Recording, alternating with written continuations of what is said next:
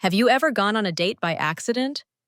I mean, literally sat down at a table thinking you were at a networking event and realized you were speed dating because your roommate has boundary issues and a God complex. If you enjoyed this story, don't forget to like, subscribe, and leave a comment. Thanks so much for watching. I should have known something was up when Amelia offered to do my laundry. She doesn't even do her own laundry. But there she was, folding my underwear with a little smirk, like a raccoon trying to hide a crime. "Just wear something clean and date-adjacent," she said. I squinted at her. What does that mean? Something that says I'm chill but dateable, not like grieving librarian vibes. Charming. But I should have known better. I should have asked more questions. Instead, I let her drop me off at the cafe, still believing this was a networking event for creatives, whatever that means. It wasn't. It was queer speed dating. There were name tags. There were tiny tables. There was a bell that sounded like shame in physical form. I froze in the doorway like a sensible adult who just realized they were on the wrong stage of the wrong play. Amelia was already in her car. I checked. That coward. The host. Purple hair, clipboard, piercing that screamed, "I own crystals," ushered me in. "You're Beth, right? Great. You're in seat 6. I'm not," I started, but got steamrolled by a smile. "It's just 6 minutes per person. Easy." So I sat. Because I am a coward too, apparently. The first 2 dates were fine, in the same way that oatmeal is fine. One woman talked exclusively about her ex. The other said I had serious therapist energy, which is the exact opposite of sexy. Then table 3 happened. Eva. She didn't look like she'd come for speed dating. No desperation, no fidgeting, no built-in anecdotes. She looked like she'd just wandered in by accident and stayed for the air conditioning. She sat down across from me, crossed her legs at the ankle. Smooth linen pants, white button-up with rolled sleeves. Subtle gold chain. She looked settled. Her eyes flicked to my name tag, then back to my face. "Beth," she said, like she was testing the weight of it. "You look like someone who uses coasters." I blinked. That feels like an accusation. "No," she said, smiling. "Just an observation. You have that energy, structured, responsible. Probably responds to emails on time." "Do you open with this on all your dates?" "Only when they look like they'd alphabetize their bookshelf." I stared at her. "You're 3 for 3 so far." Her smile deepened, more with her eyes than her mouth, and for the first time all night, I didn't want the bell to ring. "So," she said, casually glancing around the room, "how'd you get roped into this?" "My roommate lied to me." "Ooh, classic." "She told me it was a networking event for sad introverts with hobbies." Eva nodded like that made perfect sense. Honestly, that's still accurate. The timer dinged. 6 minutes gone. But she didn't move. Neither did I. "Well," she said, slowly rising, "I'm at table 10 next. Come say hi after." I didn't answer. I just watched her walk away, calm, composed, like she wasn't just the first person in months who made me laugh without trying too hard. The rest of the night was a blur of polite smiles and dead air. Nobody else asked about my bookshelf. Nobody else noticed how tightly I gripped my own wrist when I was nervous. Nobody else made me forget to check the clock. I found Eva by the espresso machine afterward, staring at a crooked sign that said, "Love is brewing." She looked unimpressed. "False advertising?" I said. She smirked. "I've had better coffee, but not worse dates." Was I in the better or worse category? "Oh, you're an outlier," she said, tilting her head. "You're not even on the same graph." Is that a compliment? Only if you want it to be. We left together. Not planned, just happened. Outside, the air was cool, and the city lights flickered like they were unsure of themselves. We walked without really saying it, just fell into step. I didn't know where we were going. I didn't care. Do you do this often? I asked. Speed dating? God, no. I looked at her sideways. So why now? She hesitated. My sister dared me, said I'd gone full hermit. I agreed after one glass of wine and a weird week. I like that, I said. Full hermit. Sounds like a rare Pokemon. I'm very elusive, she said dryly. Only comes out for houseplants and overpriced pastries. We walked a bit more. Then, so, what's your story? I laughed. Vague. On purpose. I shoved my hands in my jacket pockets. Fine. I work in publishing. I design things no one reads. I'm recently single, not recently over it, just recently not screaming into pillows. That's fair. And you? I run a plant shop, she said, and bake obsessively when I'm anxious, which is always. I stopped walking. Wait, do you know how to make those tiny lemon tarts? She turned to face me. I am the tiny lemon tart. I nearly choked. That's going on your business card. We stood there, under a street lamp, both too aware of the pause. I felt like something was waiting to be said, but I didn't know what it was yet. Neither did she. Beth, she said, suddenly more serious. Was tonight a total accident for you? I nodded. Yeah. She looked at me for a second longer than was comfortable. But I'm glad it happened, I added, because it was true. And terrifying. She smiled, and this time it reached everywhere. Her eyes, her cheeks, the air around her. Me too. And that was it. She didn't lean in. I didn't flinch. We just stood there, quietly hopeful.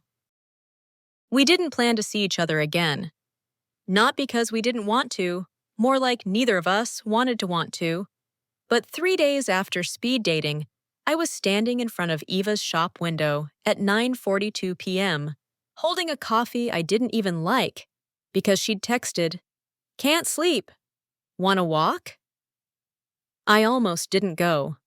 I almost made a cup of tea, did a face mask, and lied to myself about moving on. Instead, I pulled on clean jeans, a loose navy button-up, and showed up like a rational adult who absolutely wasn't emotionally spiraling in a fitted jacket. The shop was closed, of course, but the window display was painfully her. Well-lit monstera, tiny ceramic frogs, and a chalkboard sign that said, "Yes, you probably do need another plant." The bell jingled as I stepped inside. "Back here," she called. I followed the smell of something warm and baked, which was, surprise, a tray of cookies that looked like they'd been made by someone both heartbroken and clinically competent. Eva stood behind the counter in wide-leg black trousers and a soft gray sweatshirt that, okay, yes, had slightly oversized sleeves, but not in a I live in my ex's hoodie kind of way. More like I buy good loungewear and know my worth. "You came," she said, not surprised. "You sounded mysterious," I said, "and unstable. I like that in a person." She handed me a cookie and gestured toward the door. "Let's walk." The streets were quiet, that late-night kind of quiet, where everything feels one layer softer than usual. No honking, no phones ringing, just the scrape of our shoes and the occasional flicker of streetlights pretending they were still useful. "So," she said, "still mad at your roommate?" "Deeply. She's on a probationary friend plan. One emotional betrayal, and she's out." Eva laughed. "You seem like someone who forgives too easily." "Why would you think that?" "You brought me a coffee you don't even like." I stopped walking. "Wait, how do you know I don't like it?" Because you're not drinking it. You're holding it like it insulted your taste. I stared at the cup. Okay, first of all, rude. Second of all, accurate. She smiled at me. Not teasing, just soft. Like I was a puzzle she enjoyed being bad at. We walked in silence for a while after that. Not awkward. Just quiet. Comfortable. At some point, we ended up by the river, where the city gets more dramatic about its lighting, and people pretend metal benches are romantic. Eva sat first, crossing her legs like she was settling in for a confession. I stayed standing. I didn't know why. Okay, she said, tucking her hair behind one ear. Can I ask you something weird? No, let's keep it strictly surface level and transactional, she laughed. Cool. Anyway, have you always been into women? There it was, the question. I sat beside her, but angled away, eyes on the water. Define into, she waited. I've dated men, I said. One very long, very polite relationship that ended when he proposed, and I realized I didn't want to say yes or no. I just wanted to leave the room. Oof. Yeah. I thought maybe I was confused. But then, I started noticing other things. Like a very specific attraction to women who wear loafers and make better cookies than me. Eva snorted. Noted. I paused. What about you? She shrugged. I've always known. I just didn't always admit it. To others? To myself, she said more quietly. I glanced at her. Her face had changed. Not sad exactly, but less constructed. The same way people look when they stop trying to carry their weight with good posture. She was fidgeting with her sleeve. I almost reached for her hand. Almost. Instead, I asked, what changed? I dated someone who made me feel like I didn't have to explain anything. I didn't say anything, but something in my chest shifted. She's not around anymore, Eva added, but I think about her when I bake. She used to say cinnamon tasted like safety, I smiled. Your cookies taste like a mortgage payment and emotional stability. Best compliment I've ever gotten. The silence after that was longer. Not heavy, just honest. I studied her in the quiet. The light on her cheekbone, the way her lips parted before she spoke. Her expression shifted like she was holding back a thought just long enough to decide if it deserved air. She looked steady, unhurried, like someone who didn't need to fill the silence to feel okay in it. I don't know what I'm doing, I said. Eva turned toward me. With? This. You, us, me. All the vague nouns. She smiled a little, then sobered. You don't have to. But it feels unfair to show up with question marks when you clearly know who you are. She didn't reply right away. When she did, it was careful. I don't expect answers. I just want to know if you'd rather be somewhere else right now. No, I said. God, no. Okay, then. That was it. That was enough. She stood up, brushed imaginary crumbs off her pants. Walk you home? Please do. I'm not emotionally stable enough for late-night solo reflection. At my door, she didn't linger, didn't make it a moment. This was good, she said. It was, I agreed. She started to turn, then stopped. Beth? Yeah? You don't have to apologize for not being sure. That's not a flaw. My throat tightened. I nodded because I couldn't speak. She left me standing there, holding a coffee I didn't drink, and a silence that felt like something waiting to grow. 2 weeks, that's how long it had been since our midnight walk. Since that almost moment at my doorstep. Since Eva looked at me like she wanted to keep looking. And I didn't know what to do with that. We texted, sort of. Random updates, cookie photos, a screenshot of a very cursed bonsai tree. but neither of us said, "When are we seeing each other again?" Which meant it was probably my turn, and I was very, very good at avoiding my turn. "You should text her," Amelia said, flopped sideways on my couch like a judgmental house cat. "Not until I feel normal." "So, never?" I threw a pillow at her. She caught it without moving. "She's going to think you're ghosting her." "I'm not. You're haunting her, which is worse." That night, I sat at my desk and tried to work. Failed. Made tea. Let it go cold. Got up. Sat down. Stared at the text thread between me and Eva like it might start typing on its own. Then I did something terrifying. I called her. She picked up on the second ring. "Beth?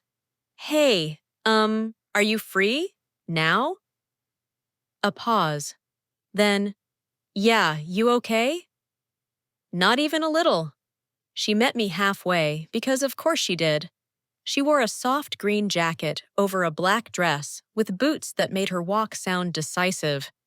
My breath hitched a little when I saw her, which was not ideal, but very real.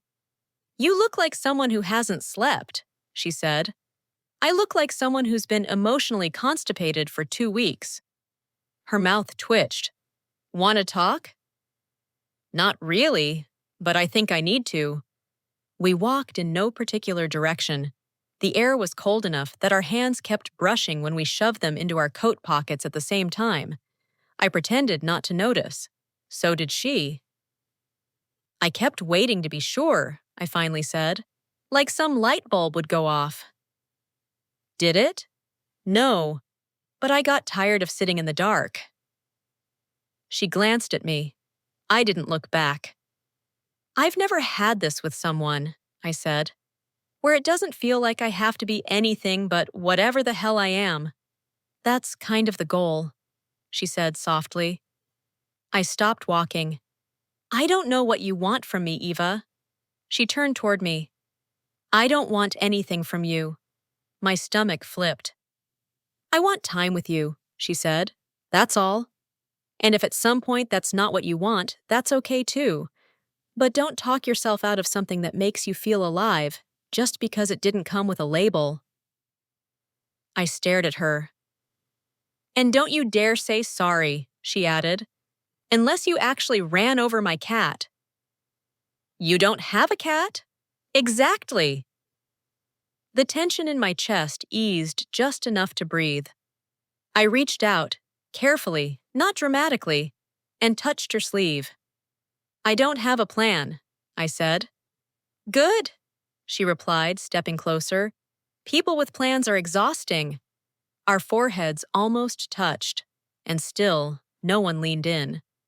"I want to try," I whispered. "Even if I screw it up." "You will," I laughed. "Comforting. I'll probably screw it up too." "You seem too composed for that." She shook her head. "I have 5 unread breakup letters in a Google Doc called Things I Never Sent." I blinked. "I weirdly love that." "I'll read you one if we ever break up." "Deal." Then, finally, she kissed me. Not a movie kiss, no violins, no sudden rain, just soft and certain and strangely quiet, like we were both afraid to break the moment by naming it. When she pulled back, I looked at her, a little dazed. "I should have done that weeks ago," I said. "You weren't ready." "Still not, but I like your face too much to keep waiting." She grinned. "That's the gayest thing you've ever said." We ended up back at her place. Not for anything dramatic, just warm lights, the smell of cookies that had gone slightly stale, and a couch with a weirdly judgmental throw pillow that said, "Live, laugh, leaf." "I hate that pillow," I muttered. "I keep it to test people," she said. "If you're strong enough to stay after seeing that thing, you're allowed in my life." We sat down. I kicked off my shoes and curled one leg under me. She tossed me a blanket without asking. It was absurdly soft. She didn't ask to kiss me again. She just touched my hand, lightly, curiously, and waited to see if I'd pull away. I didn't. The touch drifted up, tracing the inside of my wrist, as if she were learning it. And I let her, because no one had ever touched me like that, not to claim anything, just to understand it. Her fingers moved slow, steady, up my arm like she was sketching with her hands. Not groping, not reaching for something, just exploring the idea of closeness, testing where the air got warmest. "Is this okay?" she whispered, her voice barely above the hum of the old heater. "Yes," I said, quieter than I meant to. "It's more than okay." We didn't talk much after that. She lay beside me on the couch, her legs tangled in mine, her palm resting on my stomach like it belonged there. We didn't kiss again. We didn't need to.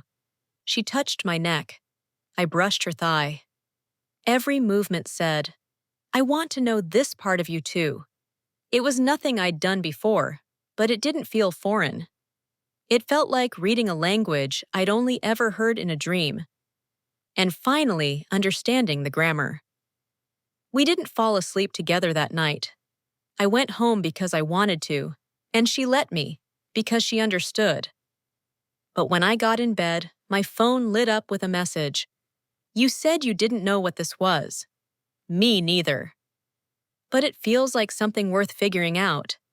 And that was enough.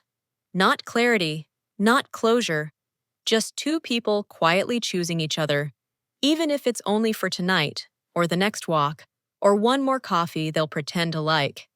No fireworks, just warmth. And that's more than enough.